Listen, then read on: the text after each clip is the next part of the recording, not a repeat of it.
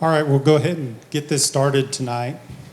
Welcome to St. John to discuss this important water issue. I'm Jeff Lanterman. I'm the Water Commissioner out of the Stafford Field Office, your local representative here. I've been living in this area since 1990, and I've been working in the Stafford Field Office since 2000. Remember when I was fresh out of college and pretty wet behind the ears, the partnership was formed in 1993 that tried to address the shortages in the Rattlesnake Creek. Of course, at the time, we were also dealing with the problems in Walnut Creek, which eventually led to an IGUCA in that basin. Believe me when I say that we all know that all parties pretty much don't want to be in this room tonight, but it's an issue that everyone's been working on for a long time, and we need to get this solved. With that being said, I know this is a very personal and difficult issue for everyone affected. I hope we can conduct ourselves in a professional manner and we can convey as much information to the group tonight as we can. Before we begin, a couple of housekeeping issues. Restrooms are in the foyer over to the side. Emergency exits are to the front and two behind me. Now, if we have an overflow crowd, we can have 193 in this room, according to the fire marshal. We're also having a screen and a video out in the foyer. And if you feel like you want to sit down, you can go over to the library. They're playing the live stream over at the library, the Idalong Goodman Library. With that, I'd like to introduce Kelsey Olson. Kelsey is the Assistant Secretary of Agriculture. Thank you, Jeff. Well, on behalf of Secretary Beam and myself, I just wanted to thank you for coming out. Like Jeff said, this is a very important issue that we've been working on for many years and wanted to bring as much information to you locally that we possibly could. So I'm going to just fast forward here to our slides as we get started. So, good thing I brought this up. These slides will be available by tomorrow morning on our website, so you will have access to this information, and we've tried to include as much of our talking points in those slides as well. But you can find those at www.agriculture.ks.gov/Quivira. There you'll find these slides as well as all of the other information and resources that we have regarding this topic. So I wanted just to give you an overarching perspective of what the Kansas Department of Agriculture, or what our mission is. We are a broad agency that, in a broad sense, are here to serve Kansas farmers, ranchers, and agribusinesses, and we do so by providing an environment that fosters and enhances and encourages growth within the state. And we advocate and promote for agriculture industry, as well as helping to ensure that our food supply is safe and protect our natural resources. And in a broad sense, that is our mission. Within that, we have 18 different various programs and divisions within Kansas Department of Agriculture. Sorry, I'm just trying to catch our slides up here. And one of those, obviously, is the Division of Water Resources and the Water Appropriations team. Kansas agriculture is a very important component to our state. It's a leading driving force. It's what many of us are engaged in day to day. And there's throughout the state, there's about 64 sectors of agriculture. 64 sectors of the Kansas agriculture that include food and food processing sectors. Within this area, it is the #1 economic employment source, as well as where most of our labor income comes from. Of those 64 sectors, about 25 of those sectors can be found within the 5-county region in this area.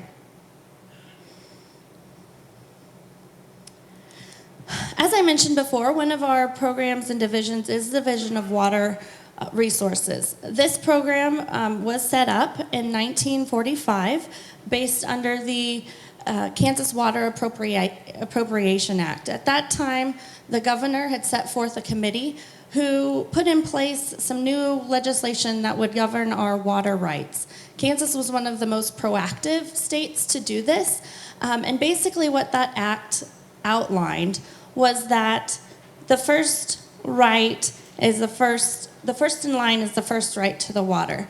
The first water right is the more senior to the next one, and has a request on the allocation of water at that point. It also established the chief engineer as the primary administrator of the water rights for the state, for all state water rights. Over the years, we've seen various amendments to the Water Appropriations Act. We've had water planning statutes. It established the groundwater management districts, as well as allowing for water transferabilities and temporary water flexibility in terms of the drought term permits. And some of you may be familiar with those. We've, in 2011 and 2012, in the state, as well as specifically in this region, we allowed for additional pumping to account for the extreme drought that as the state was experiencing. And all of these are continued to be administered by the chief engineer over the years. Bringing us to today, we are discussing the senior water right that's held by the Quivira National Wildlife Refuge. It's been over many years of which the service has complained of an impairment, and following the Walnut Creek Iguka, there was conversation that stemmed at the local level that developed the Rattlesnake Partnership, which was in place between 1993 and 2012. This involved the Federal Service, GMD 5, the Division of Water Resources, as well as Water Pack. And over the years, I think there were various attempts at different actions of which to mitigate the issue, but none of them were successful. Following that partnership, the service first filed a formal impairment complaint. As the chief engineer's role, it was his role to address that impairment and to make the determination if that impairment existed. And that was confirmed in 2016.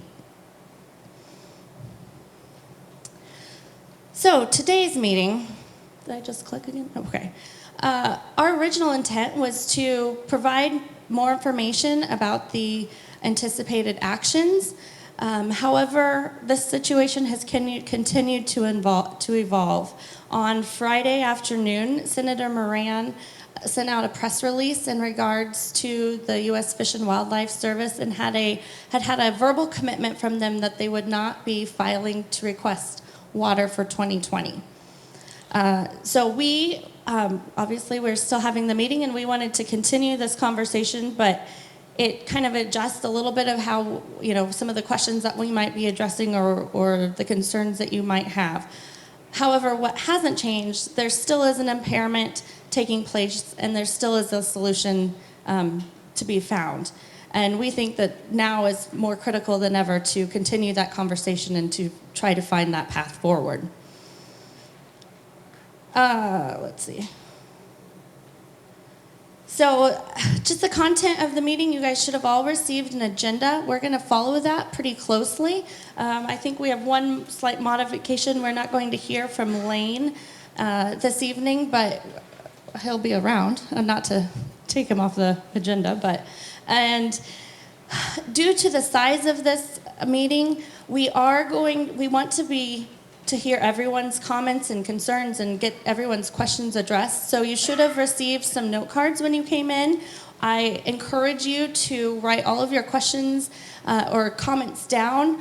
We've included slide numbers, although they're quite tiny in the corner. If you have a slide that you'd like to reference or have a question to, just jot that down there.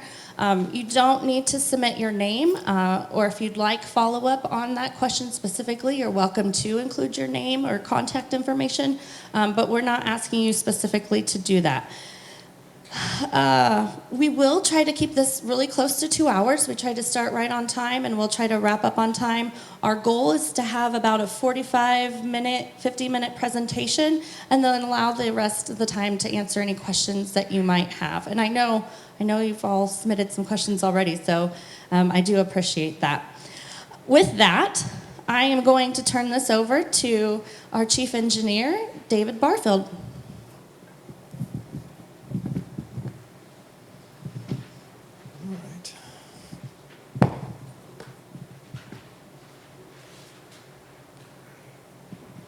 All right, thank you, Kelsey. And I too want to thank everyone for coming and taking time to spend the evening here listening to us and engaging with us in terms of your questions on this long-standing issue and very important issue to everyone here in the region. I wish this problem was not so difficult, and we're going to get into the specifics of what makes it so difficult. None of us here in DWR or KDA find any pleasure in issuing orders that create new restrictions for many water users, but we have a job to do under the Appropriation Act and a duty to find a way to resolve this, and so we need to find a solution. As Assistant Secretary Olson indicated, we've tried to sort of reformulate our presentations in light of Senator Moran's press release that indicated the service didn't want us to move forward at this time with these orders, but wanted to provide an opportunity for the basin to develop an acceptable solution. Now, we really don't have more information than that. I reached out to the service, to my contacts with the service, to see if I could find out more of what that meant, and didn't really get more. I don't know. We don't really know how long a process they're envisioning, what they're going to be bringing in terms of to that dialogue, and exactly how we're going to engage. And we'll certainly keep you all abreast as we learn more going forward. But at least that changes today's conversation. Really changes the immediate future anyway. We will not be issuing any orders until the service decides that they want to follow that request to secure water. So we'll work through that process and see where it takes us. But the fact that the service is providing more time doesn't really change the science. Doesn't change the science of what's going on here. It doesn't really change the law. We have groundwater users that are junior to a senior, and creating significant depletions of the stream flow, creating an impairment situation, and that's going to need some resolution in some way.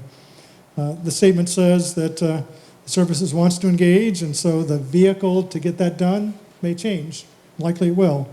Certainly it seems like it'll change the timing. So anyway, the presentation I'm going to give you, I'm still going to provide kind of much of what we were going to provide with respect to sort of overviewing the problem and discussing sort of how we got to where we are today. I will go ahead and overview the water administration plan that we had developed and are not going forward with for a couple of reasons. Number one, whatever process the service and Department of Interior envisioned could fail, and they could file a request. So we want you to know, we want to answer your questions about what that would look like. But maybe more important is some of these elements might be part of the long-term solution that we get to. So with that, I'm going to go ahead and jump into my presentation. So we want to talk about what the problem is to start with. But I'd like to start with what the problem is not. So obviously we administer the Appropriation Act over the entire state, and including Western Kansas. So this is a depiction of the water level change as a percentage of saturated thickness in the Ogallala and related High Plains aquifer, of which you all are part. Obviously, in Western Kansas, the dominant groundwater problem is one of storage depletion, of a declining water table and resulting declines in pumping rates and so forth. And we're obviously actively working out there to determine how to address that problem. Here, as you'll see, we've got some water level declines in the western part of the basin and central, but a stable and even increasing in the eastern parts. So water level declines are not really the problem we're facing here, although those declines do affect surface water. So what is the problem? And there's really a kind of a threefold, all related problem. But the first is junior groundwater pumping is intercepting recharge that goes into the aquifer, and without that junior groundwater pumping would discharge into the stream system as what we call base flow. So base flow is the groundwater component of stream flow, as opposed to runoff, which is the precipitation-driven portion of stream flow. So this is a depiction, excuse me. So we have, GMD5 developed a groundwater model, and we were involved in that process in terms of on the modeling committee, and our expert modeler also was a part of that peer review process. And we've got a really excellent groundwater model here that allows us to really look at some of what's going on here. So this is a depiction of an output from the groundwater model that looks at what is the base flow component of stream flow under historic conditions that includes the groundwater pumping that has been occurring, and what would that base flow component look like if junior groundwater pumping was not pumping. So the green line is the historic run, basically, and as you see with the development of irrigation in the 60s and 70s, we see a pretty rapid decline in the base flow component. With wet years, there is some recovery, but again, a general downward decline, as opposed to without groundwater pumping, where we see much more significant base flows that would be occurring. So this depletion then of the base flows caused by junior groundwater pumping is really what leads to the impairment of Quivira's water right. So that's the first part of it. So the second part of it is looking into the future. The model lets us look in the future and say, with the current level of groundwater pumping, what does the future look like with respect to base flows?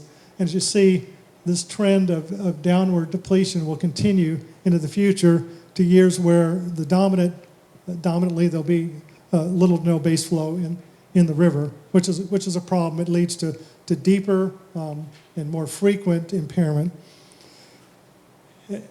And then the third, somewhat related problem again is looking at water quality. So this is there's some data collected with respect to the water quality going into the refuge, and one of the key measures of that is the chloride level. And Tom Stiles with the Kansas Department of Health and Environment compiled the data at Zenith, and what this shows, so here we have increasing stream flow in this direction and increasing chloride levels in this direction. And so as we have less and less flow in the stream at Zenith, we have more and more chlorides in the stream. And this is a problem. Just, there's a certain level, it's a saltwater marsh, but there's a certain level of chlorides and such that makes that water no longer usable for their purposes. And that's around the 1,400 milligrams per meter level. When they have persistent flows at that contamination level or greater, it creates problems for them in the refuge. And impairment, causing water quality degradation is a form of impairment that we have to pay attention to as well. So this is really a lot of the reason why, I'll save that for later. So again, those depletions were the basis of the impairment that we found in 2016.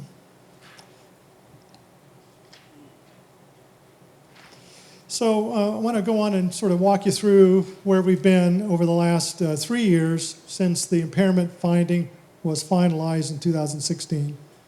KDA has been working with Groundwater Management District Number 5 to determine what to do. GMD 5, a principal feature of the remedy that they would like to develop is the development of an augmentation project. And I'll describe more details about that here in a minute. They started off approaching the service about remedying the impairment through development of this augmentation project. And the service responded that while augmentation was an acceptable part of the solution, as long as the quantity and quality were sufficient, they believed that some level of pumping reductions were necessary to make that plan sustainable over the long term. So essentially the GMD and the service could not get to agreement. GMD approached DWR to say, well, what do you need, Chief Engineer, to say this matter would be resolved in addition to their augmentation project? So we completed some technical analysis, basically runs of the groundwater model to determine what level of pumping reductions was necessary to stabilize stream flows, not to recover stream flows, because the augmentation project is going to sort of take care of the past depletions, but to stabilize those stream flows so we don't have the water quality degradation and augmentation projects. It's becoming more and more insufficient as time goes on. So we ran the model and basically found with a 30% reduction in groundwater pumping, those stream flows stabilize. That's just what's required to make it happen according to the model. So in responding to their question, what would it take beyond the augmentation project to say this is a satisfactory remedy? We basically said an augmentation project of 5,000 acre-feet per year, 16 CFS, and 15% reductions in groundwater pumping, we could say is a satisfactory remedy.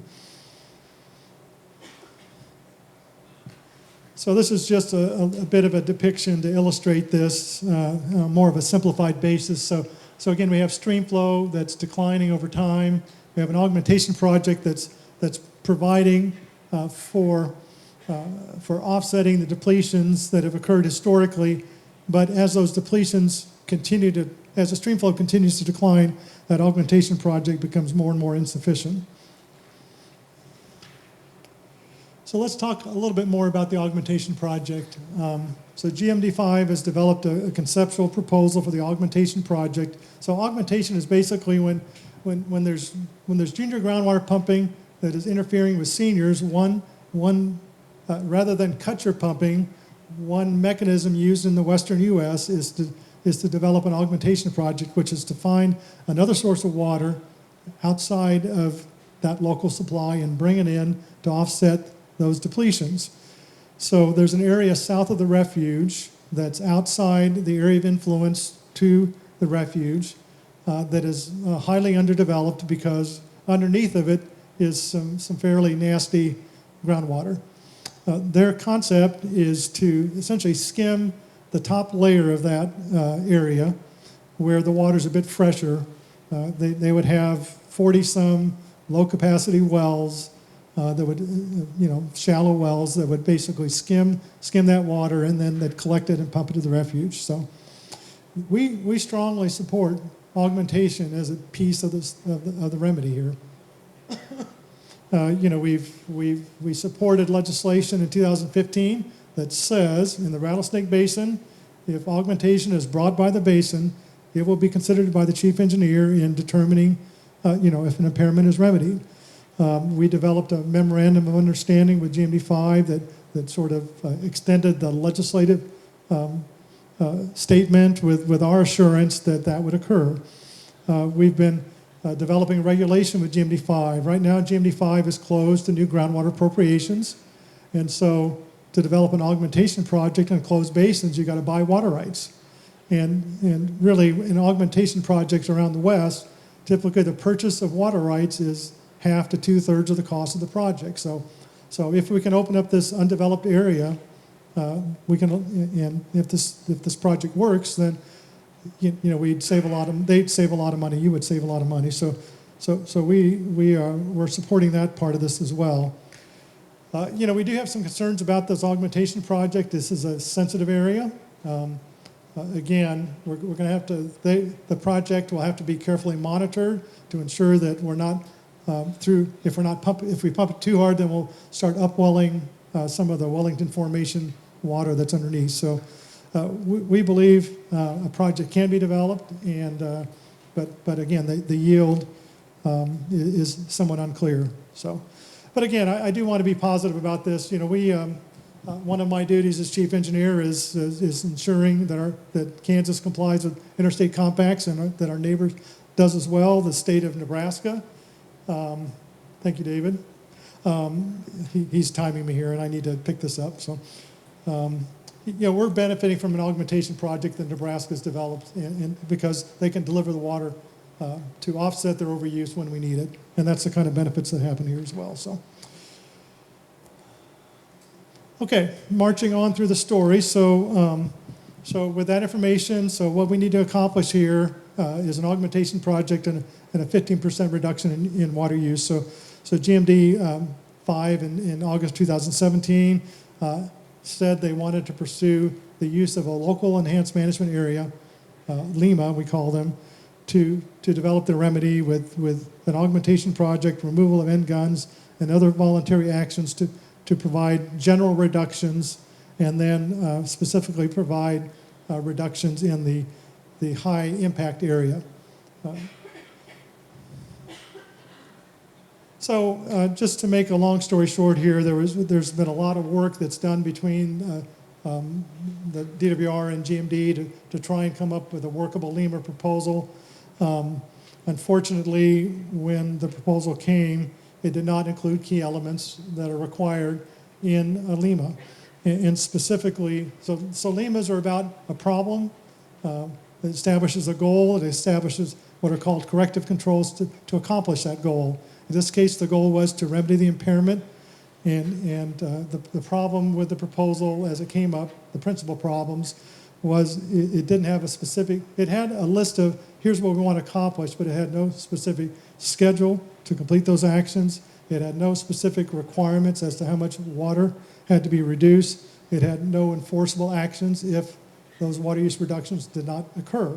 So I could not say that this LEMA accomplished its goal, which is to remedy the impairment, and had to reject it. That decision is under review by the Secretary right now, and so we'll get his opinion in the coming months.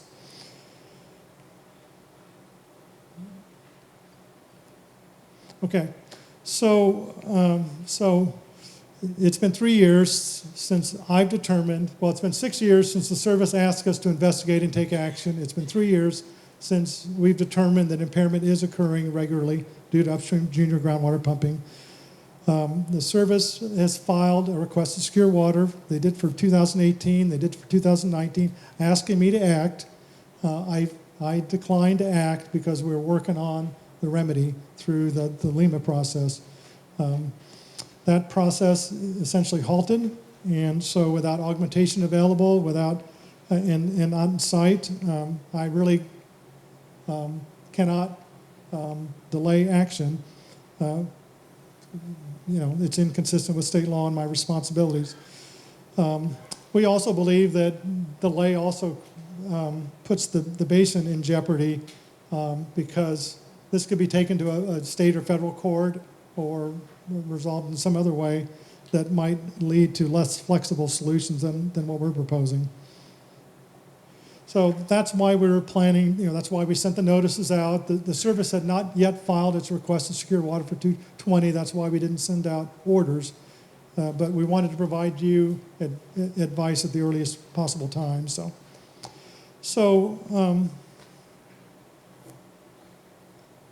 Okay. So those orders were prepared in preparation for them filing that request to secure. Again, to give you time to prepare, the overall reductions in those orders is about a 14% reduction in your use, in your average use, which was part of the objectives to stabilize stream flows. The plan, we understand these orders are challenging to many of you, especially those that have junior water rights, and I'll talk about that here in a minute. So we decided to phase it in over time, give the basin maybe a chance for out years to come up with a different solution. We understand the impacts are significantly different to different water users.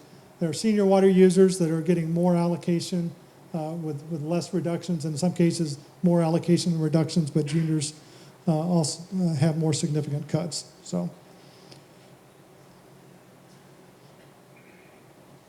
So again, we're not moving forward with that at this time. As I said, we're going to wait for the service and its process, but excuse me, we would like to provide you a little more details on what was planned. So again, these are the zones that were envisioned. 2020, we were envisioning issuing orders for what's called Zone C, the area that's closest to the river and has the most immediate effect. That's about 1/3 of the water rights in total and about 52% of the effect on the stream because they're closer to the river. Zone B in green would have been issued orders in 2021, and then Zone A would have been issued orders in 2022. Approximately 50% of the effect is in Zone C, and about 50% is in Zones A and B. So that's one reason we go out so far is because even though they're further away and a lower percentage impact, the cumulative impact is quite significant. So I want to talk about how allocations were determined for purposes of water administration. We felt the most defendable actions consistent with the Appropriation Act was to determine allocations based on your authorized quantity and your priority only. We did not use historic groundwater use to determine your allocations. That would be a form of use it or lose it. We did not use proximity to the stream either. So we use basically priority is going to be the biggest influencer of your allocation. So rather than cut 500 of the most junior water rights fully, we basically provided more allocation to seniors and less allocation to juniors, but still provided juniors with a water supply. And the reason we did that is it's still honoring the priority system, but it has much less economic consequences of fully shutting off 500 water rights. Now, this is how we did the allocation system for priority administration. Under Lima and IGUCA, there are other ways to do it, and maybe we can visit about that in the Q&A. So that's all I'm going to say on that. If you've got questions, we'll provide more detail here. Now, recognizing these allocations are a challenge for some of you, we wanted to provide as much flexibility to use that allocation as we have. There's a lot of parts of the state that live on allocations. We have the Walnut Creek that many of you are familiar with. We have the Sheridan, Lima, up in northwest Kansas. We've got water conservation areas that people come and negotiate with us. And when there's when there's an allocation limit, there's usually two forms of flexibilities that water users want to maximize their use of that allocation. And the first of those is multi-year flexibility, and the second of it is the ability to sort of move allocations around. So Chris is going to come up and talk a little bit about the water conservation area that we're envisioning to work with the administration orders, just to sort of answer your questions about what we're planning. And again, these could be elements of another solution that could be forthcoming. So Chris? Thank you, David. Before I start, and it looks like you guys are doing a pretty good job of it, but if you need a card to ask a question, just raise your hand and somebody will come around and get one. And if you have a card you have a question on, go ahead and raise your hand and we'll come around and get those too. So, yeah, as David mentioned, and he covered a lot of the things I was going to talk about, actually, but in order to provide the most flexibility and to ease the financial pain of reduced water, we tried to look for a way to provide flexibility, and the natural tool for that we thought was the water conservation area. And the water conservation area is a relatively new law passed in 2015. To date, we have over 50 of them, saving over 10,500 acre feet per year, 80,000 plus acres enrolled. And they're working great, and part of the things that they do is they provide that flexibility to use, the two major flexibilities, to use your water in a multi-year allocation. That means if you have like 100 acre foot a year allocation, you could use 500 acre feet over 5 years, and that gives you the flexibility to use a little bit more water when it's a little drier, and use a little bit less water when it's wetter, and save that allocation. So it just lets you manage your water a little bit better. that way. And then the other big flexibility that we thought would be helpful was the ability to move allocation. If around your water rights, if you have allocations for several water rights, you can move them among your water rights and even buy, sell, or trade them with other folks who have water rights who are needing some water rights. So those are the things that we planned for our water conservation area. And I think that's about it. I think it's me again, right? I think I've got one more slide, and then, okay. And then we'll open it up for questions and answers. So what happens next? Well, that's a good question. And we've already sort of talked about this. U.S. Fish and Wildlife Service has asked us to hold off on the orders to allow a process to determine whether a locally driven solution can be found. So that's that. Again, as I indicated earlier, I don't really have more information on that. We will be. We've already attempted to talk to the service about what they want and that schedule, and we'll be continuing to dialogue with them about that. But basically, they're sort of this is their water right to protect, so they're basically sort of in charge of the process from here.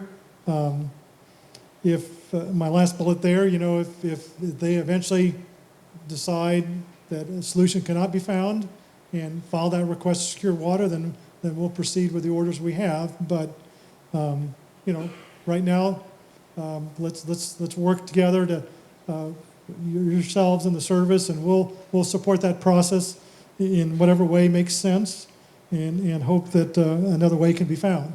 Again, I described how allocations were done pursuant to administrative orders. Again, there's other ways to do it. Many of the LEMAs, the Northwest Kansas LEMAs, instead of allocating based on authorized quantity, provide allocations based on inches per acre. So in the Sheridan LEMA, for example, they get 55 inches per 5-year period on each acre. The Northwest Kansas has a district-wide LEMA where they have inches per acre as the allocations, and it's based on the rate of decline in the aquifer, because again, they're trying to address a declining water table. So an allocation system could be based on inches, and it could give more to seniors and less to juniors, as opposed to authorized quantity. Again, there's a number of different mechanisms, and so maybe this opportunity to engage the service could provide a different way. Now again, that's the opportunity ahead of us. We'd like to just encourage you all to stay active and involved in the process moving forward. Again, augmentation, in our view, everybody agrees needs to be developed, and we'd urge you to support the GMD as they seek to move that forward. So I think with that, we might start the questions. And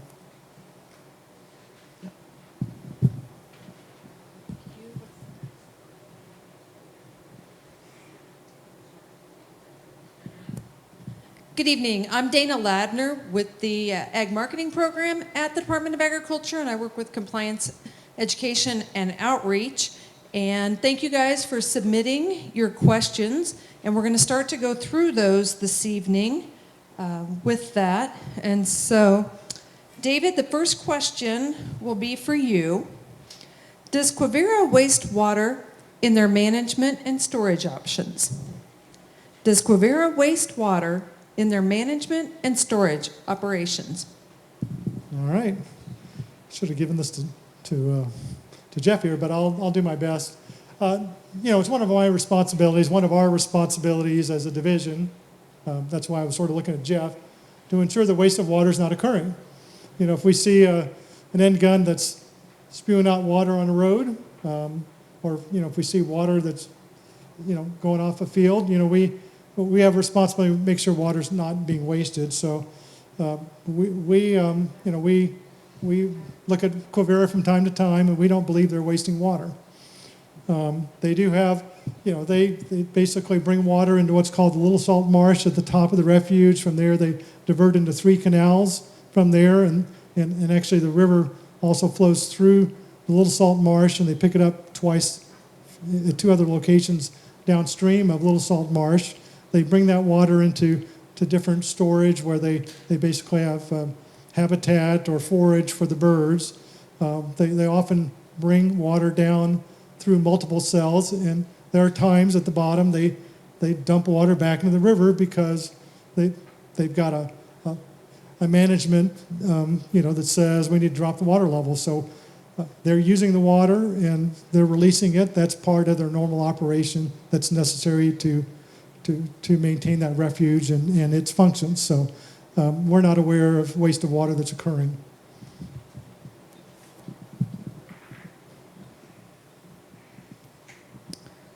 Assistant Secretary Olson, there was a question on the Facebook page for tonight's event, and it stated, "I'm curious why I'm hearing rumors of the KDA threatening extension agents and forcing them to comply with the chief engineer. Is there any truth to this? Are there any rumors that are true about KDA threatening extension agents and forcing them to comply with the chief engineer?" Thank you, Dana. That is not true. We are not forcing anyone to comply. We simply reached out on behalf of crop consultants, the County Research and Extension Office, individuals in the area who we thought, if these orders were administered, would be a great resource for individuals to go and to ask questions as we might adjust our crop management plans, or if we look at water allocations. And we wanted to make sure that individuals locally had as much information as possible to help address the community of which they participate in, and that's part of their active role.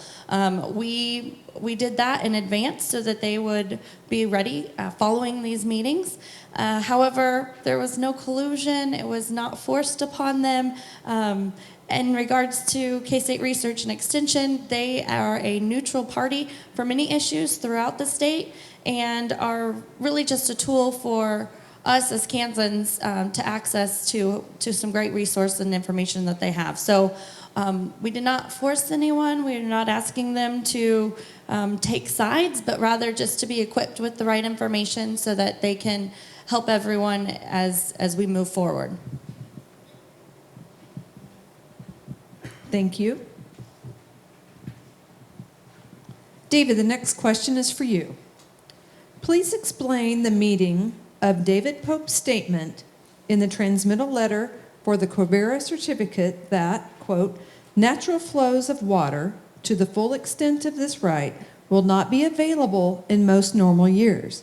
Management plans should be based on probable flows of Rattlesnake Creek." Again, this is in reference to the full letter by David Pope that was posted on Facebook. All right. And not just on Facebook, it's posted on our website where the full record of the Quivira water right is there. Again, this is a note on a transmittal letter where he transmitted the certificate. I guess there's a couple of responses to that. I mean, first of all, we are not guaranteeing they get their full water right every year. What we're doing and what I'm charged with doing in water administration is ensuring that junior water rights do not interfere with senior water rights. And we've quantified the effect of the junior interference, and that's the definition of impairment. I guess the second response would be is we're not, even in the remedy that we proposed, the 5,000 acre feet augmentation project at 15 CFS, if you go back to our impairment report, you'll see, and one of the statements I made is impairment of 3,000 to 5,000 was regularly occurring. Even in the record that only went through 2007 and the level of depletions that occurred at that time, there are a number of the drier years in which their shortfalls were, in the 7, 8. I think there was even one that was 9,000 acre feet. So this remedy, in terms of the augmentation scope, is providing a water supply for, is not providing a water supply for every year. And again, the pumping reductions are about maintaining sort of the current level with that augmentation project. So thank you.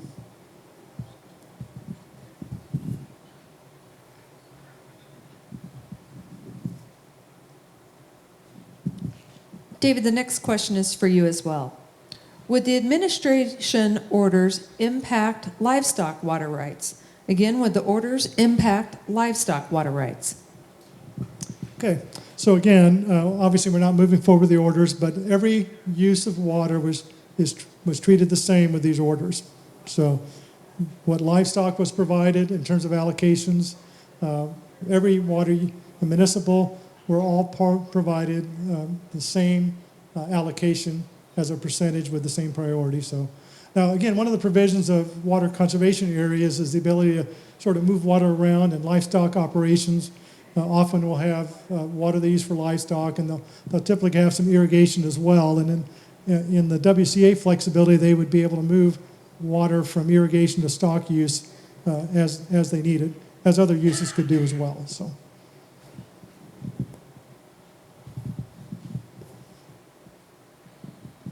Chris, we'll have you answer the next question. How often in the past has Quivira been impaired? And to what extent is Quivira required to manage water differently? How often in the past has Quivira been impaired? And to what extent is Quivira required to manage water differently? Okay, thank you.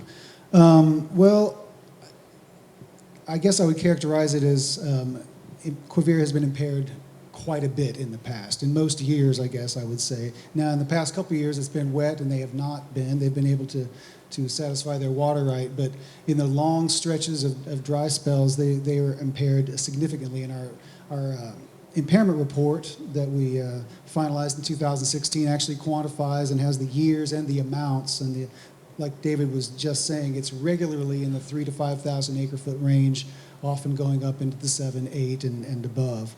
So that's that. And to what extent is Quivira required to manage water differently? Well, they are a wildlife refuge, and they're the experts on managing a wildlife refuge. And David did, I thought, a nice job of going through kind of the things that they have to do. They have seasonal needs where they grow forage for the migratory birds that come through there, and that's just their job. So if we were to ever see waste of water, we would address it, but we're not seeing that right now.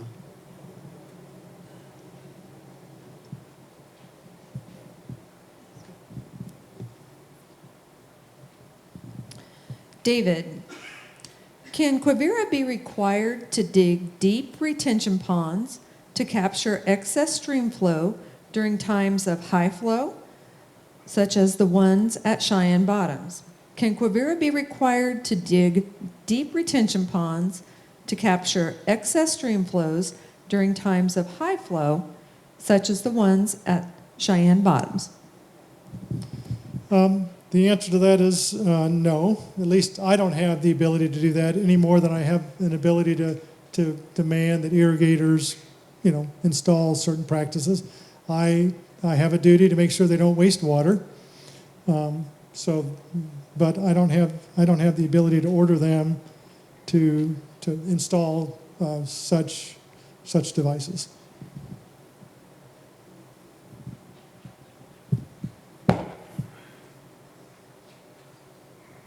Chris, what options are available to livestock operations that will need more water than they are allocated? What options are available to livestock operations that will need more water than they are allocated? Well, if the administration were to go forward, I think the plan was that because there's allocation out there, some people won't need all their allocations. Some people have allocations on acres that it's not feasible. So if there was a market for the allocations, that water could be moved to someone who needs it, like a feedlot. They could purchase water from within the allocated area, from the administered area, if everyone was in the WCA. So. Assistant Secretary Olson. We've received a few questions regarding the emotional stress that these orders could cause. Who is there to help folks with those emotional stress problems and mental health issues?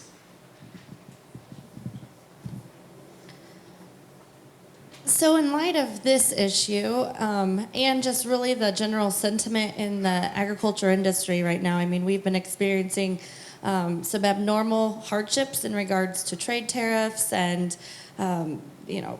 commodity prices have just really been working against us all here lately. The Kansas Department of Agriculture, I felt personally needed to do more. And we're in the process of building a website that will be available in the coming days that addresses the stress that we all endure in the ag industry. We're pulling together all the existing current state resources and information that's out there in regards to financial stress management, emotional and social management stress that we experience, and how do we go about mitigating that? How do we help identify that? And I feel like this really just fits in. If we're being asked to change or come up with a new solution to the way we've had to live and work in the past, this is just an extra stress. So we have a website. It's called kansasagstress.org, and that will be live in the coming days. I'm not promising it's going to solve everyone's problems, but I think that this is a first step to bringing the tools and the information that's available together in one place to help address this issue that we're experiencing in agriculture. We need to do more, talk about it more, ask our neighbors and our friends how they're doing, because just a simple conversation and sharing that with one another really goes a long way. So I'm here to say that we're going to do what we can. There's lots of information out there, lots of resources available, and I want to start that conversation and be engaged more and more with that on a regular basis.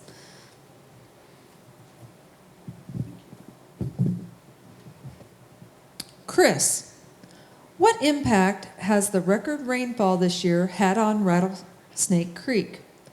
What impact has the record rainfall this year had on Rattlesnake Creek? Well, flows have obviously been really good, but they've fallen off pretty quickly. At times, we see the flows really spike and the gauges go way up, and then we see those gauges go right down again, and it's kind of a symptom of the long-term issue that we've been seeing for the last years, which is that the pumping takes years to manifest as stream depletions, and it's intercepting all this water that's coming through there, and sometimes that can take years or decades. So I liken it to weather versus climate. The weather has been very good this year and has blessed us with a lot of rainfall, but the long-term trend is that the stream flow is going away. So rain this year has had a great impact on Rattlesnake Creek flows for sure.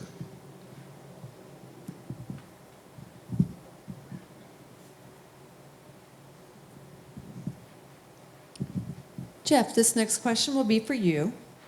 What type, if any, metering is required at Quivira? What type of metering is required at Quivira?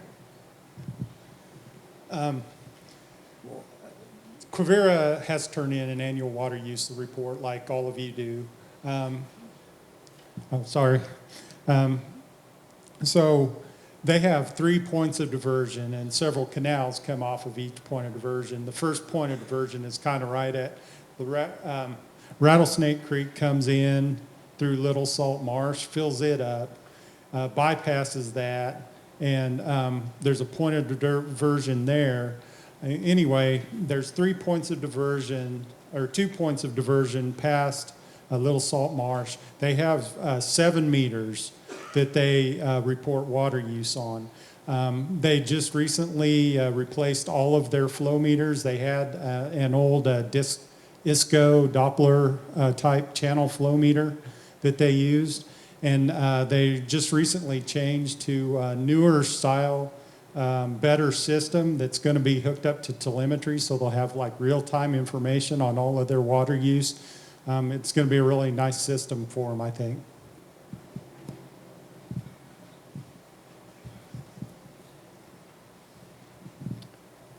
David, the next couple questions are for you. Can water be transferred out of the impact area, and what options will be available to achieve this? Can water be transferred out of the impact area, and what options will be available to achieve this?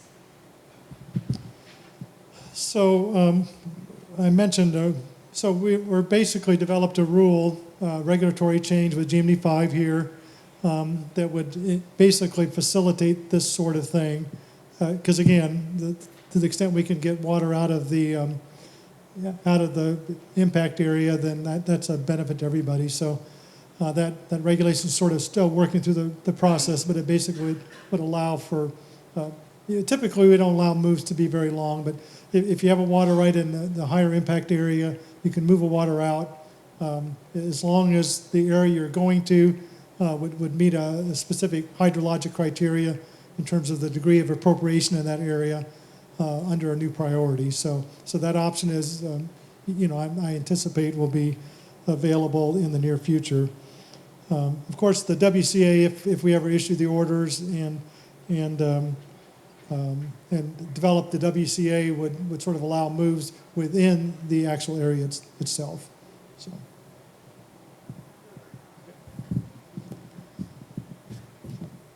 The next question for you, David, is does state or federal law govern the water rights?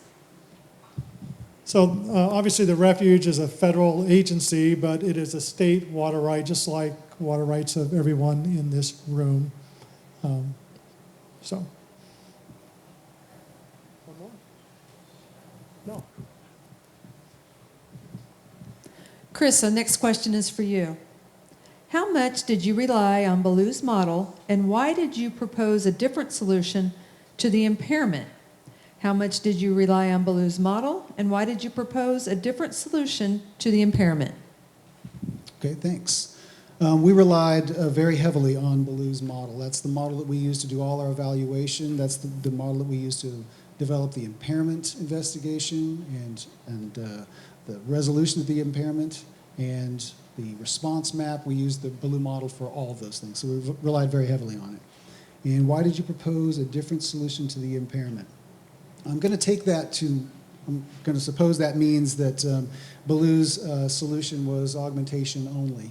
And I would just reiterate the points that David made, that augmentation only has a lot of challenges that we see. We see a challenge with the longevity of the augmentation. If the stream flow continues to deteriorate, augmentation would naturally have to increase more and more, and we don't think that that's a given, that it can do that safely.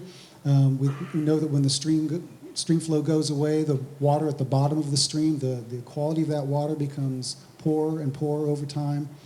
And those are really the two reasons and where I think we diverge from Mr. Ballou's augmentation-only solution. Anything else to add, David?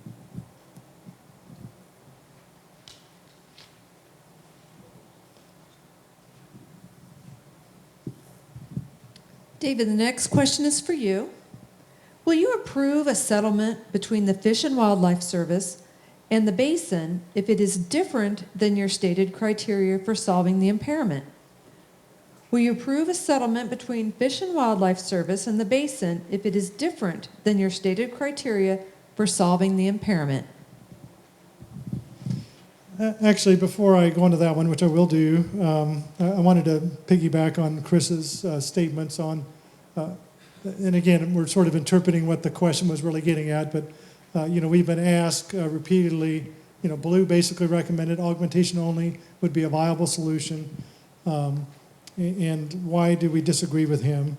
And again, Chris has mentioned, Ballou's an excellent model. We relied on his work. But we had several differences with him in terms of interpretation of model results. So one of the big questions we had is our look at the data said base flow is going away. And he presented an analysis that said base flow, that stream flows will be reliable out in the future. And And some of that was just, again, we looked at the same model. He looked at it on a sort of 10-year average basis, and we looked at it on an annual basis. And yes, there are some intermittent flows that can sort of prop up the averages, but this area, this stream, if we don't make some changes, is heading to zero. And then his sufficiency analysis, again, we just had some, he made a number of assumptions that in terms of what would happen, and if all these things happen, then the impairment would be remedied, but the LEMA plan didn't provide for all those things, as I was saying earlier. So if you really want to know more, we've got a pretty detailed document on our website that looks at that analysis and our differences with them. So with respect to this question, yes, the answer is yes. So, we've basically been sort of, the service has filed a request. They've asked us to investigate. They've asked us to act. We've specified this is what we think needs to happen to remedy the impairment. But if in this mode where the service is now engaging the basin and the service and the basin agree on some other solution, then that could be, we'll work to find a way to implement that solution.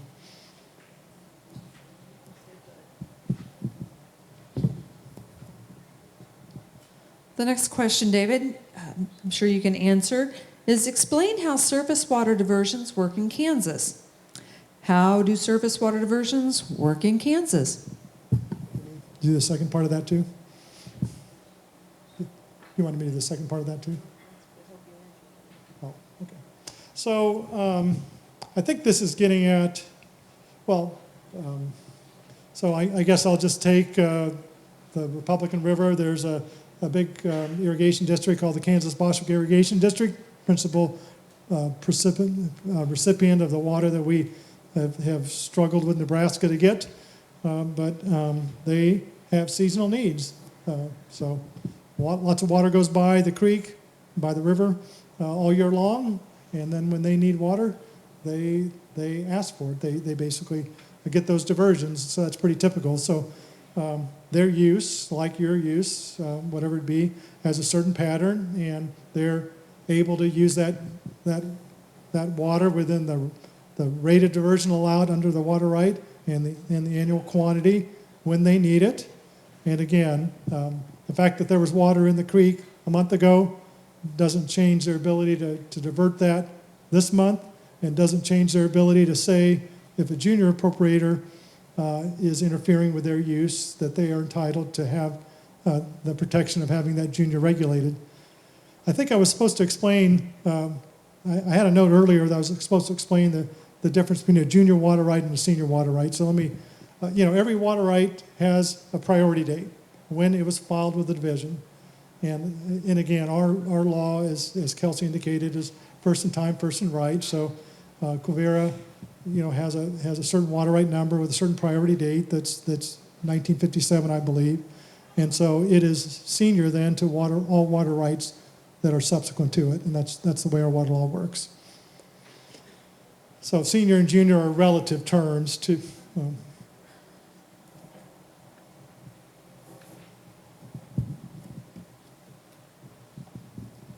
I know that some of you were here at the 3 o'clock meeting, and some of the questions may sound familiar to you. The reason that we've saved some of those questions and put them out again is that they were really good questions, and that we felt that they needed to be heard at both meetings. So like I say, if some of those questions sound familiar, we did answer them earlier today, but we wanted to make sure that those good questions were asked again this evening. Jeff, question for you. How long did it take to perfect Quivira's water right? And why did Quivira have such a long period? How long did it take to perfect Quivira's water right?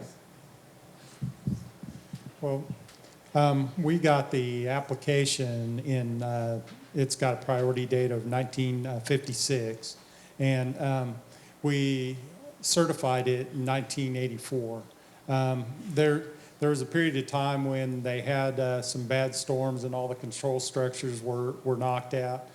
Chief engineer at the time extended that perfection period out through 1984 so we could get a good period of record.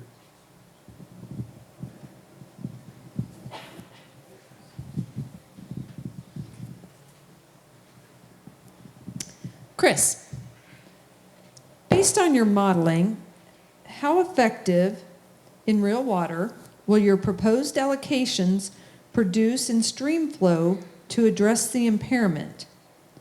Based on your modeling, how effective will your proposed allocations produce in stream flow to address the impairment? Okay, thank you. The proposed allocations, as David mentioned, are one of a three-part solution that we crafted. And that part of the solution was not to restore any stream flow, actually. It was to start stopping the depletion of stream flow. So depletions of stream flow continue to increase. They have been increasing for years, and they're projected to increase decades into the future. The stream flow is going away. The allocations that we were proposing to administer would have slowed the rate of depletion growth over the years. So putting no more water in the stream, just slowing the rate at which it goes away.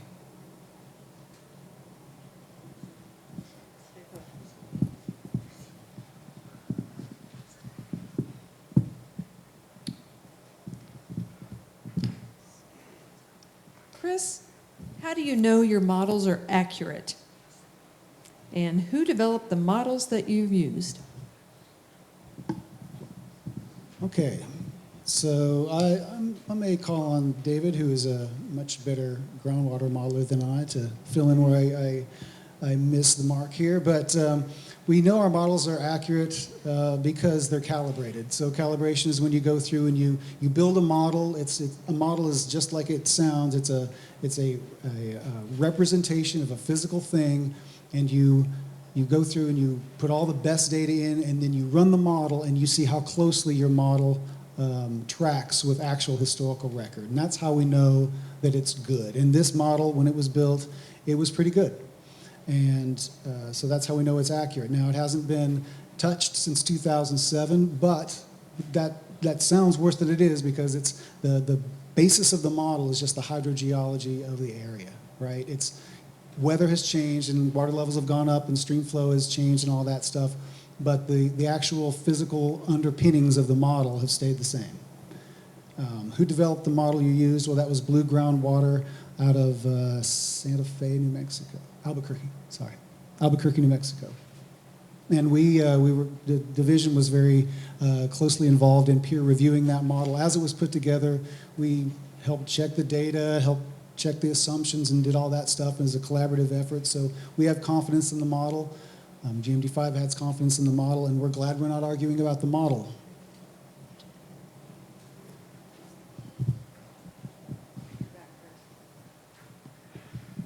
Another one, Chris, I think you can probably address. Over the past 5 years, how much water over the use goal of 160,000 acre feet have been used? Over the past 5 years, how much water over the use goal of 160,000 acre feet has been used?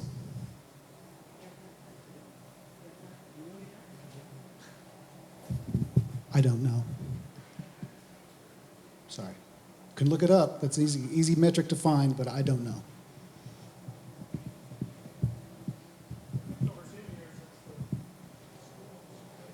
I'm not sure what it is over the 10 years, but I'm pretty sure over the 5 years, I'm pretty sure over the 10 years it's about 14%, because we did that comparison. So it's 14% over the last 10 years. I'm not sure what it is. The last 5 years has been wetter than normal, so I would expect it wouldn't be as much as 14%. We could look it up.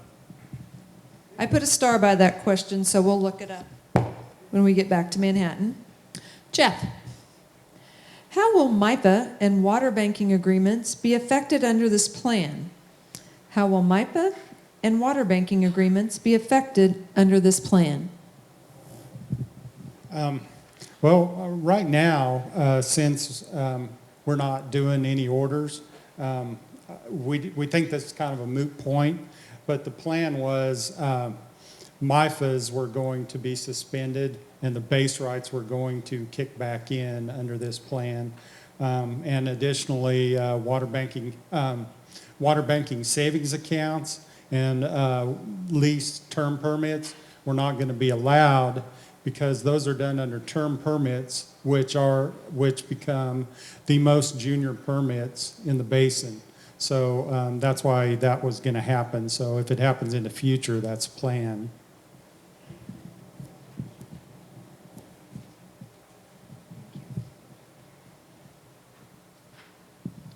I know a lot of you have submitted your questions, and we have had some that have been very similar in nature, so we've kind of grouped those together. So if you don't hear your specific question, we've kind of combined them with something that's very similar. So again, we've had some questions that have the same content, and so we've kind of grouped those together to keep things going and make sure that as many questions as possible could be answered this evening. David, to what extent is the public interest and the economic impact of administering water rights by priority considered? To what extent is the public interest and the economic impact of administering water rights by priority considered? Well, economic interest and really even the public interest is not explicitly part of that consideration. I mean, the law basically says that that no junior appropriator is allowed to interfere to prevent water from going to a senior appropriator. Period. So it doesn't list this use. It doesn't give any priority to use. High value use doesn't have to be administered for a lower value use. The priority system is the priority system, and that's the law in Kansas, and really that's how appropriation works in the western U.S.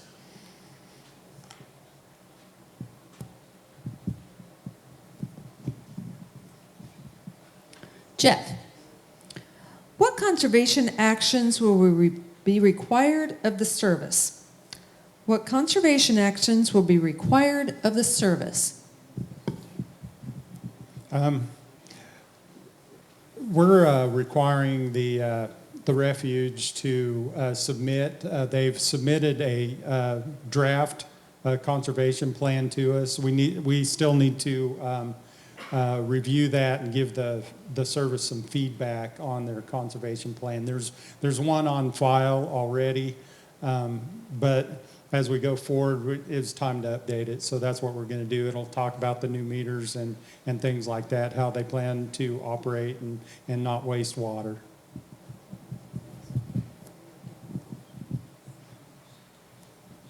I do want to let you know that I appreciate good handwriting by those that submitted questions, because with these readers on and everything else, it has made it a pretty easy job to read your questions. So I do appreciate the good penmanship throughout the evening.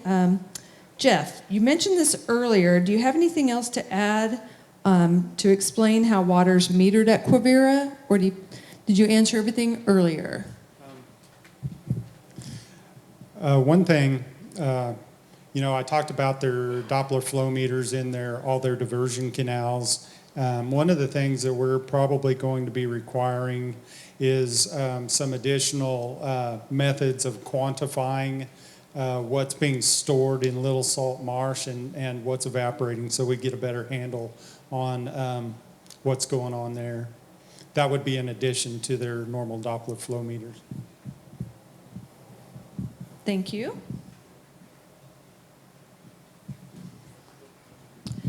Chris, was any consideration given for producers who have been conserving over the past 20 years? Was any consideration given for producers who have been conserving over the past 20 years? The way that we crafted the draft administration that's on hold now was to base it on priority only and authorized quantity. And in that way, if you have been conserving, you're not getting penalized for anything. You know, if you just fall in line with everyone else. So I think the answer is yes. That's the consideration is kind of built into that. So let me say it in reverse. If we had just cut a percentage, if everybody got a percentage of their recent use, if you had been a very heavy user and you got a 10% cut, that would be a lot different than if you were just a moderate user and you got a 10% cut, because all of a sudden you have a lot less water. So you don't get any consideration for conserving in that case. And we purposefully did not do that. We just said, all right, here's your priority, and based on your priority, you get a percentage of your authorized quantity, and that's it. And if you were already if you were a very aggressive user and use a large percentage of your authorized quantity, then you're going to feel that reduction a little bit more than someone who is not using their water rights so aggressively. The average in the basin, I think, was around 76% of your authorized quantity. If you're one of those users that used about 76%, then your actual reduction from your use might not be very much. Whereas if you were using closer to 90 or 95, you're going to feel that more. And so in that way, we think that consideration for conservation is built into the plan.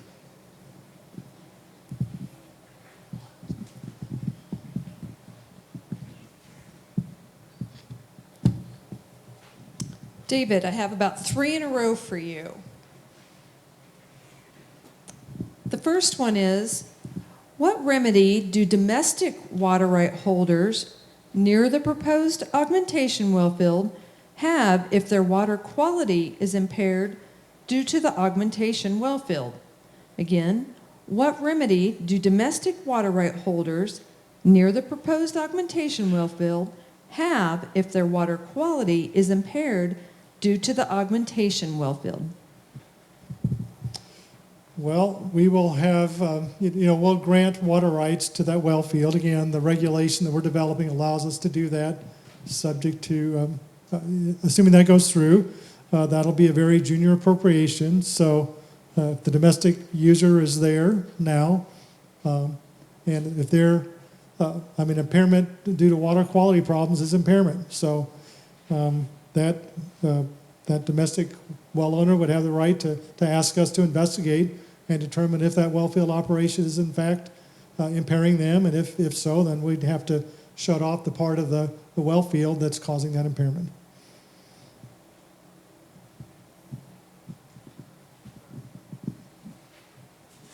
The next question is, how do you know that groundwater pumpers are impacting surface flows? How do you know that groundwater pumpers are impacting surface flows? Well, It's basically the tool we're using to quantify those effects is the groundwater model. These effects are well known. The geology of this area, the soils and the geology of this area, the geometry of the basin, produces this effect where, again, we have sandy soils, we have recharge that goes in the system. That water had to go somewhere. Historically, before groundwater pumping, it discharged into the stream systems as base flow. As you pump water, that water has to come somewhere. And many of you, there are wells that are near the stream system will tell us, my level of my well hasn't changed. Well, where's the water coming from? If it's not coming from storage, as we see in western Kansas, it's coming from the stream. It's intercepting the flow that is destined for the stream. So this is just a fact of this effect. And again, we quantify that effect with the groundwater model that, as Chris has mentioned, was developed by GMD3, by a world-class modeler and peer review by us and our modeler as well.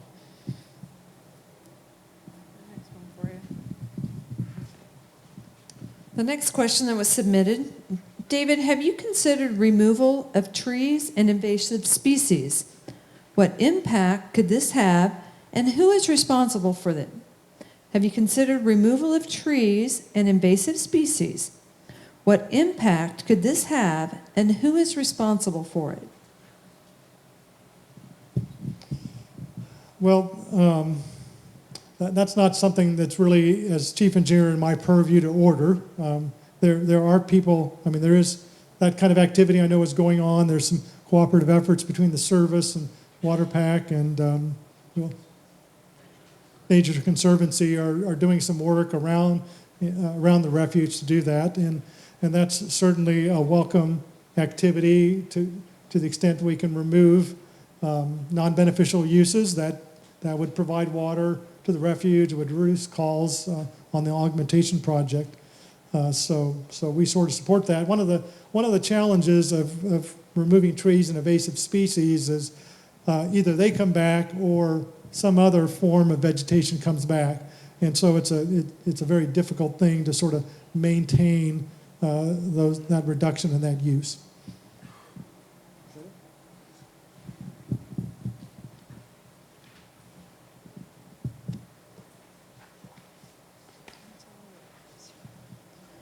Assistant Secretary Olson, how do KDA, promoting the economy, and DWR, trying to cut water use, balance the different 3 statutory duties when dealing with this problem?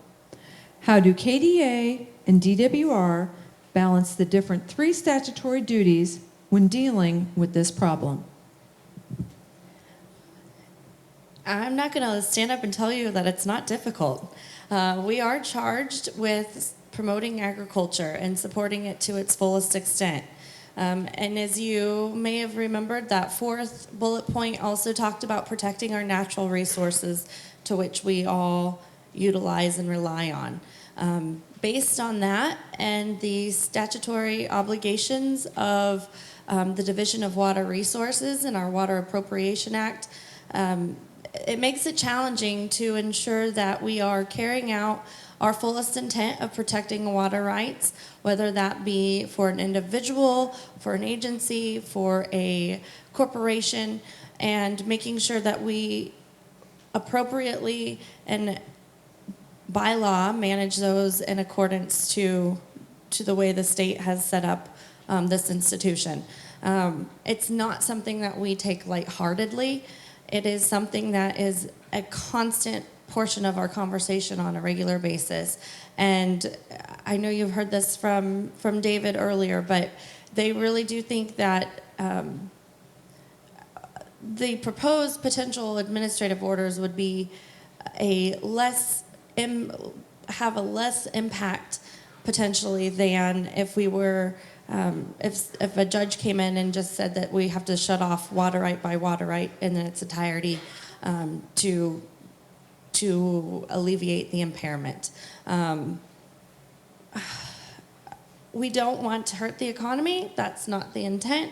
And we appreciate all of the types of uses of water, and it's a very fine item to try to balance our overall mission of the agency as well as ensuring we are carrying out and protecting our water rights to its fullest.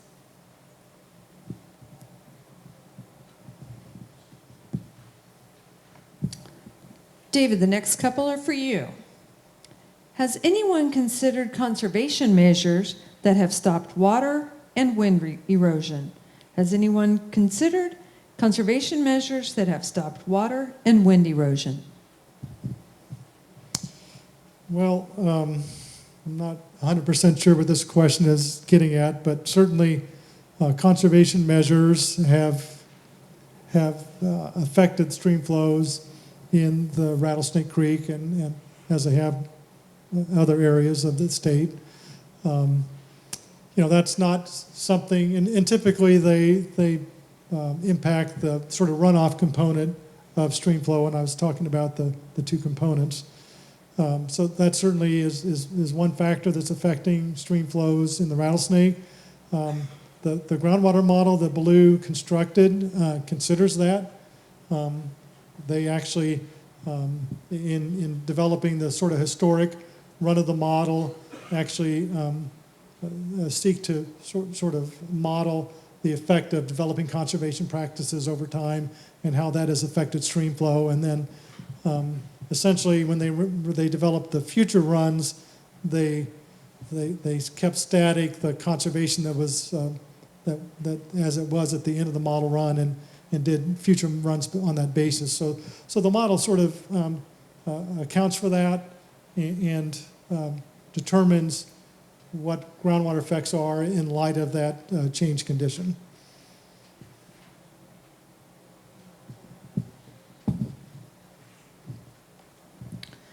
David, can the service file a request to secure water after a record rainfall year like 2019?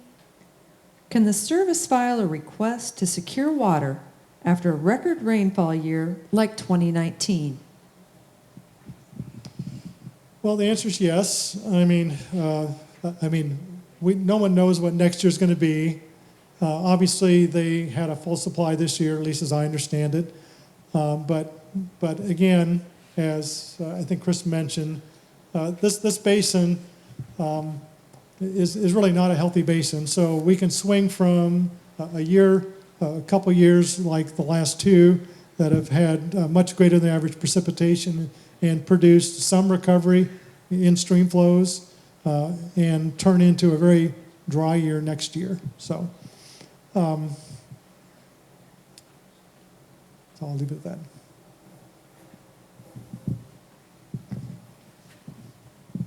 Chris, how many acre feet are short annually, and how much does the impairment grow each year?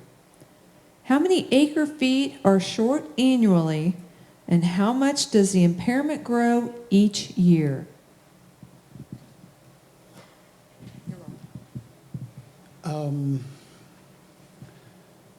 Again, it's the impairment report that we did showed that the service is regularly impaired 3,000 to 5,000 acre feet per year. So I think I'll leave that as the answer to the first question. How much does the impairment grow each year? Well, on a long-term trend, what the modeling shows is that every year the depletions to stream flow grow about 400 acre feet per year, meaning whatever it is now, next year on average it'd be 400 acre feet more and 400 acre feet more year over year over year with a status quo pumping. So now stream depletion does not equal impairment. Impairment is when the refuge should have got water, but the juniors took the water so they couldn't get it. So it's not the same thing, but I say that only to echo the fact that the stream flow is going away. It's going away at an increasing rate that we would like to slow down at some point.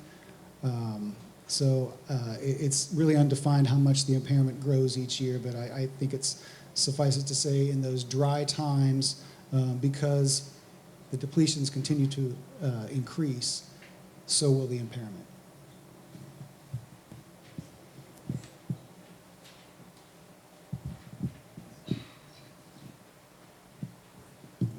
The next couple are for David. Can water rights senior to the Quivira participate in WCAs and share allocations to junior rights?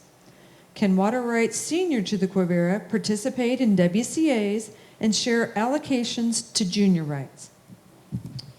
So, of course, we're not moving forward, but the water conservation area is something that isn't fully developed yet. We've described, as Chris mentioned and I've mentioned, some of the fundamental principles that we know we could include and would include in that water conservation area. We did not plan to have water rights that were not being administered in the WCA. But if somebody had, for some reason, some desire to do that, we might be able to entertain it and figure out under what terms. We would have some concerns about bringing in a senior and moving that to a location that might have an additional impact. So I'm not exactly sure how that would work. It wasn't our plan, but if there's a compelling reason, it's something we could, and we move forward, we could look into it. I might just add that, because the service has indicated they want to work with the locals now and develop something else, if that's something that would work, we would absolutely entertain it. So There's no reason not to do that if we're starting over with a different plan and the service wants to make that part of it, and it works for you all, we're certainly game.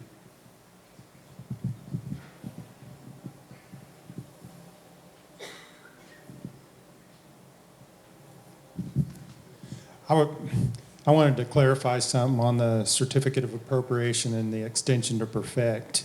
So my assistant was yelling at me on DWR's certification memorandum. Dang it.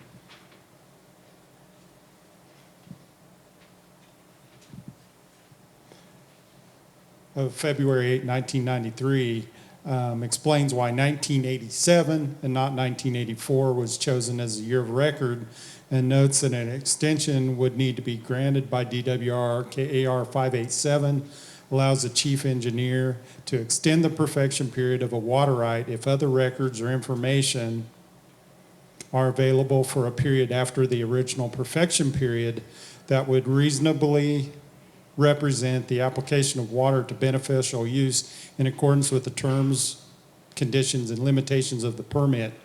The USGS gauge was installed in Zenith in 1973. The refuge's diversion works were not fully functional until 1978. The 10-year perfection period after 1978 was extended until 1987.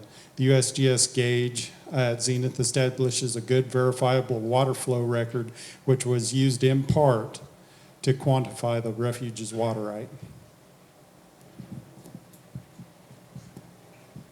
Thank you for that clarification. Assistant Secretary Olson, what is Governor Kelly's take on this issue? What is Governor Kelly's take on this issue? So Secretary Beaman and myself continually update Governor Kelly on a weekly, if not daily basis, depending on the light of moving pieces, as we know. And although she has not made a public statement on this specifically, she has addressed the fact that she supports and upholds our Kansas Water Appropriation Act. So we are upholding that to her best knowledge and to our fullest intent and extent that we see fit at this situation. And she continues to monitor it, and we continue to provide information and answer her questions on a very regular basis.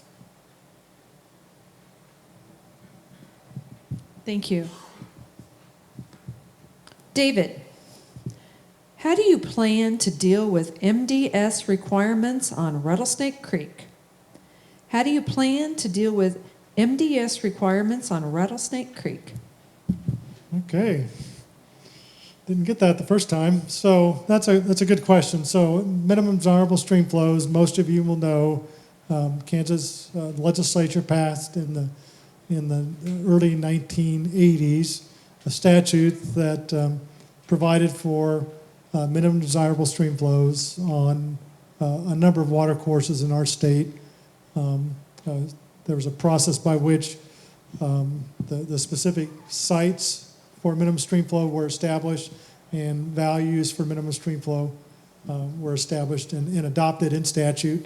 So Rattlesnake Creek has 2 stations on that list, Maxville and Zenith. We have not administered MDS in this basin historically because we really didn't have the data, I guess, and the analysis to establish a reliable way to do so. We now have the groundwater model, and we really have a mechanism to sort of determine that relationship and to determine what we should do. We've been actively looking at that issue during the summer and fall, and have been doing some modeling, somewhat similar to the modeling that we've been using as a basis of the remedy, except looking at the short-term effects, because MDS is more of a real-time thing you do. When a gauge falls below a certain value for X number of days, then we administer, and when it goes above that X number of days, we quit administering. And so we're looking to finalize those decisions in the near future.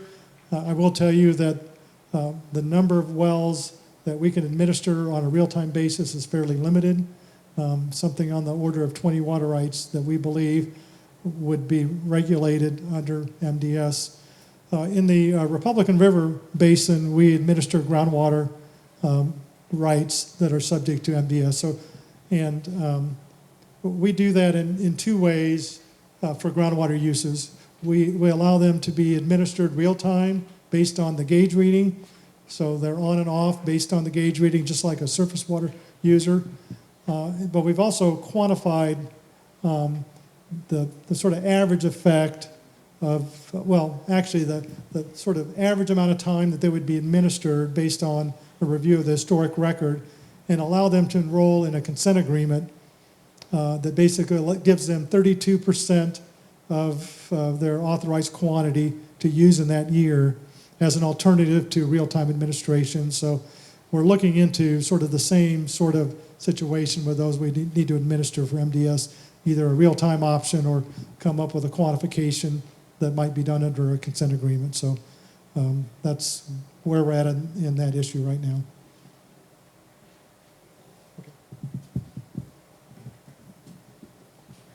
The next question submitted was, why was the boundary set at the 10% impact zone?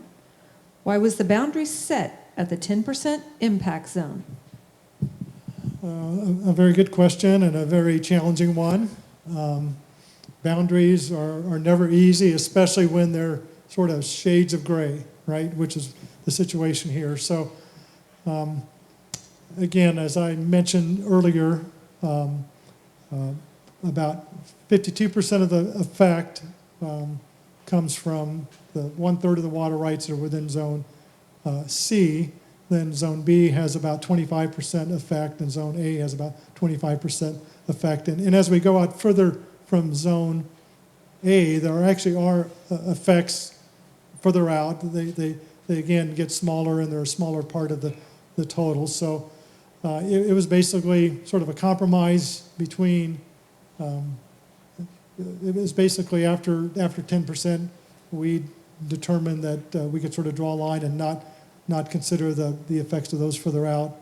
But again, to sort of not go out as far as Zone A, there'd be a large amount of the effects that would not be accounted for, that would not be regulated, which would require us to regulate the people in to a much greater degree. So we're sort of sharing the pain and accounting for most of the effects from groundwater pumping.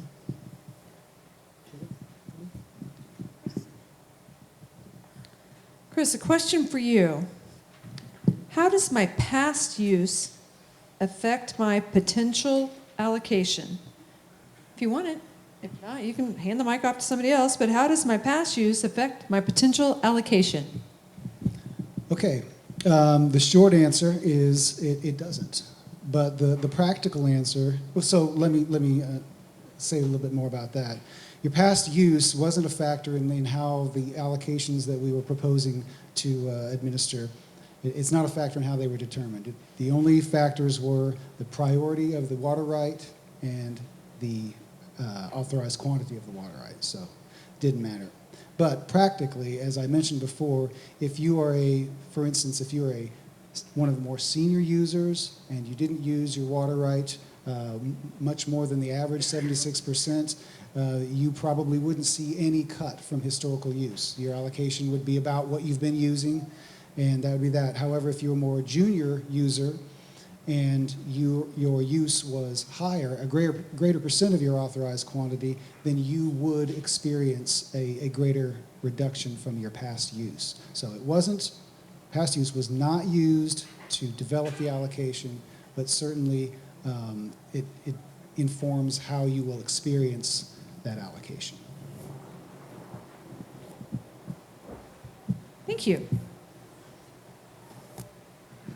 David, how will water rights be acquired for the proposed augmentation system?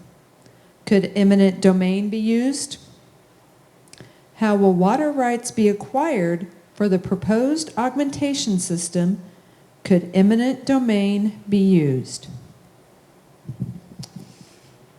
So again, the regulation that we're developing would allow the basin to be open for the specific purpose of augmentation. So the GMD would have the opportunity to apply for the water rights, and they'd be acquired in the normal way in terms of the water rights. So the land, the ability to access the land, they would have to negotiate, and they have the right of eminent domain if they would need to use it. Is my understanding. My attorney's not, yeah. Okay. Got a few more for you, David. Should we plan to have a full water right to utilize in 2020? Should we plan to have a full water right to utilize in 2020? I cannot answer that question today. So again, the service is not, I don't know what their plan is. I don't know if this is something that is going to be a narrow window of opportunity to negotiate a solution, or if they're planning to provide a year to do that. I just don't have the answer to that. So we'll engage you as we find out more about what the service and the Department of Interior have in mind. So.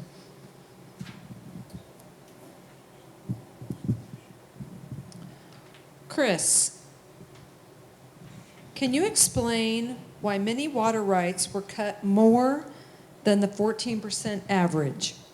Can you explain why many water rights were cut more than the 14% average? Yes, so the 14% average was the average across the entire administrated area.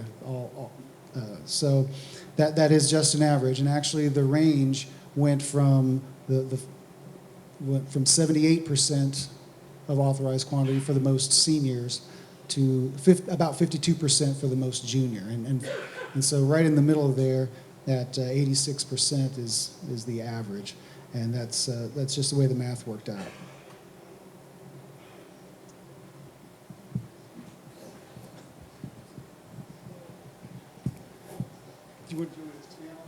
Let me look at the question again. So again, there's two ways to sort of measure the cut in the water right? So there's the reduction from the authorized as one measure of the authorized. So, and again, the most senior water right got 78% of their authorized. The most junior water right got 52% of their authorized. A middle priority got 65, and they were graduated. So if the measure of the cut is authorized quantity, then it's a different number. Again, we were trying to accomplish a reduction in use, which is what the 14 is, because on average, water users use 76% of their authorized quantity, right? So it's just almost impossible. You make your decision on what to irrigate, assuming it's going to be a dry year because you don't want to lose your crop. And then it rains, and so some years it doesn't rain much, and you use your full authorized quantity. But most years, there's some amount less than your full authorized quantity you use. And again, the long-term average is 76%. So again, if you're measuring the cut from your historic water use, then we had information provided from that. And that was a function of two things. The cut from so when you put together those two factors, if you're a very senior water right and you don't fully utilize your water right every year, there's about 24% of you all that have your sheets that actually got more allocation than your historic use. Because typically that would be more senior water rights that don't fully utilize their water right every year, or more conservative in their use. So, if we ever had to implement the orders and we ever had to, and we ever put the WCA in place, there'd be some people that would have water to market, much like we see in the Walnut Creek. We have water users work out a deal if somebody has excess allocation, and that can go to somebody that needs the allocation. So again, on the other end of the spectrum, if you have a very junior water right and you have a more aggressive use of your authorized quantity, those are the ones that are getting the more significant cuts. But the average cut from historic use is the 14%. Don't go too far. You mentioned this earlier in the presentation, but could you describe the communications that you have had with the service during this process? Like I say, I know you mentioned it earlier in your official slides, but again, could you describe the communications that you have had with the service during this process? So I assume the questions regarding sort of the remedy development, in the basically about once every 6 months during the last few years, as we're developing the remedy, we would call them up, our team would call them up and with their team, and basically give them an update on what we're doing. And it was just sort of a factual update on what's going on. And the service, has basically been fairly patient, at least in my view, and has appreciated the updates. They really haven't, prescribed anything for us moving forward. I guess they just sort of communicated, well, continue to do your job. When this letter from, so we have been communicating with them in recent, I think starting back in August. So again, when we denied the Lima and basically we're working on developing this framework for where to go from here. In light of that, we called the service up to say, okay, you filed a request to secure water the last 2 years. We would like to provide advance notice to the basin if we're going to be administering next year. So we basically wanted to know and ask them, if you're intending to file your request to secure water, we'd appreciate having it earlier rather than December when they typically provide it. So we had a dialogue with them at that point, and we've been sort of asking them every once in a while, are you making progress on that decision? Do you need anything from us to make that decision? And that included the discussion with them last Friday. So we're not asking them to file a paper, but we're saying, if you're going to file, we'd like to know it. So we had that discussion on Friday. Then I got an email from Mike Beam after that was all over that said, the Moran thing. So I did call him up to try and find out, well, what do you know about this? So that's really been the extent of recent communication with them.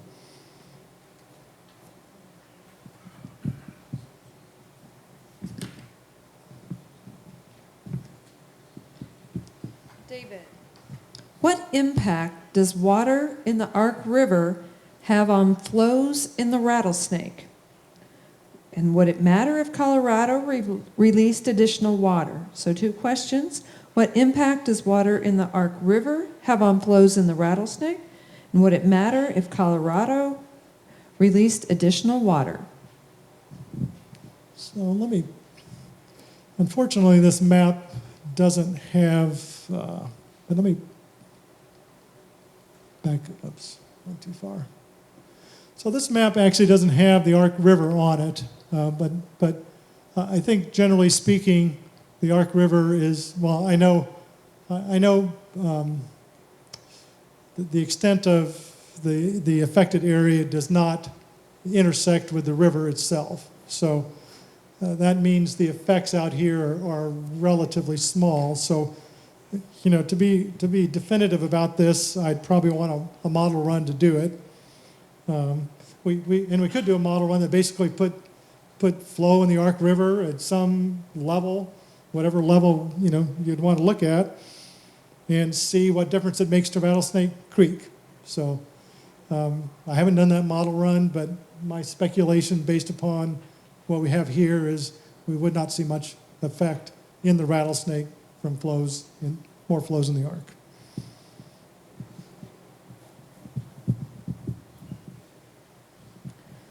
We're ending the near date and time for today's meeting, so we've got 2 questions left. Chris, under the proposed WCA, will 5-year savings be carried forward? Under the proposed WCA, will 5-year savings be carried forward? Well, we hadn't really fleshed that part out, but I think that our initial intent was that perhaps 1 year's worth of allocation would be rolled over into the next WCA term. That's kind of what we were thinking, but like I said, we hadn't fleshed all that out yet.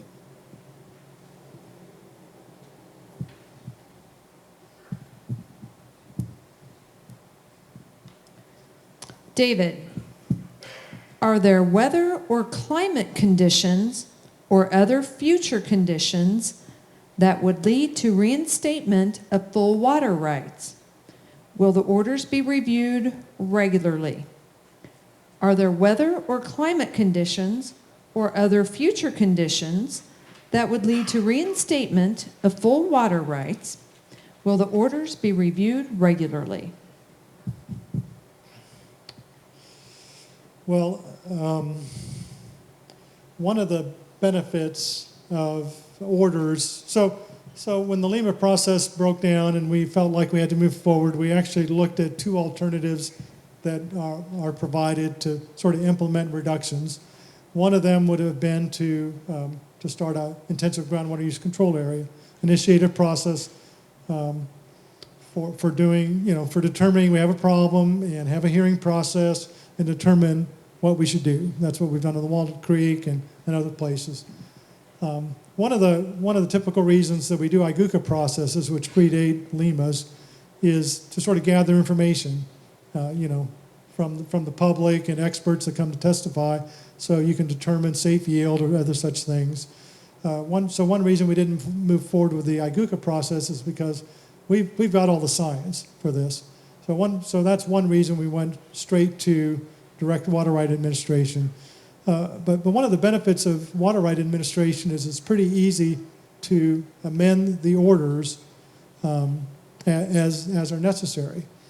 And I'm not sure I can envision a weather or climate condition that would reinstate full water rights, but there's a goal to reduce in the high priority of 4,400 acre feet of use.